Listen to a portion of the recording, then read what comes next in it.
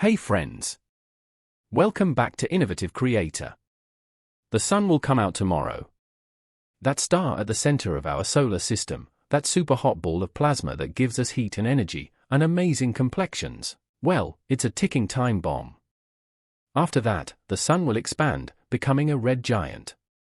Then it will shrink to become a white dwarf, a dying star, cooling for the next several billion years. Of course, we'll all be long gone before any of that happens. But still, can you imagine what it would be like to watch the sun blow up before your very eyes? With a name like Supernova, you'd think that a solar explosion would be the most magnificent fireworks show the world has ever seen. But in reality, you likely wouldn't see anything.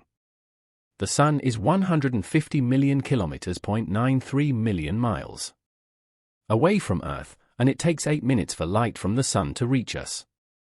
And while that may seem super far away, in supernova terms, we don't stand a chance.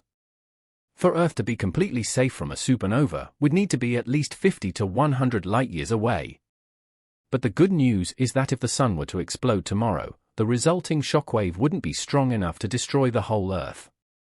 Only the side facing the sun would boil away instantly. The lucky other half would experience a rise in temperature that would be 15 times hotter than the sun's current surface temperature, and permanent darkness. And without the sun's mass keeping us in orbit, Earth would likely start floating off into space while its remaining inhabitants desperately struggle to stay alive. There's a chance that our planet could lock into orbit around another star that might provide the same light and heat as our sun. But by the time that happened, we'd all be long gone. If we knew in advance the day that the sun would explode, then we could buy ourselves as many as 1,000 years of time, provided we had the resources to sustain ourselves for that long. And we could. Just a few meters below the ground you walk on, the Earth is maintaining a temperature of about 17 degrees Celsius, 0.62 degree F. So, if we had enough time to prepare, civilization could continue to live by moving underground into a huge network of fortified bunkers.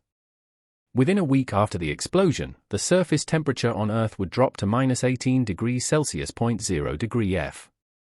Within a year, temperatures would plummet to about -73 degrees Celsius, 100 degree F. At this point, the oceans would begin to freeze from the top down. Within 1,000 years, Earth's atmosphere would freeze and collapse, leaving anything left on the surface exposed to cosmic radiation and meteor impacts. Hopefully, by that point, we'd have found ourselves a new home. The good news is that if the sun were to explode, and it will eventually happen, it wouldn't happen overnight. When the sun does die, it will be a long, slow, arduous process taking place over billions of years. The sun will get hotter and brighter, and it will start to expand.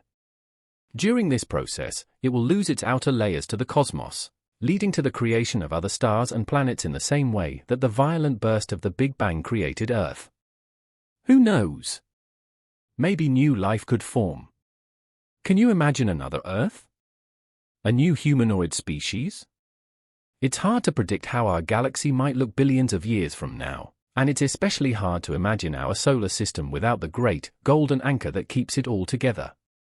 But one day, in the very, very distant future, the sun will expand, and then it will shrink, maybe leaving room for a new star to take its place. And if, by some miracle, humanity still exists at that point, where might we be living? Can you imagine your descendants being born on a space station? Well, that's a story for another innovative creator.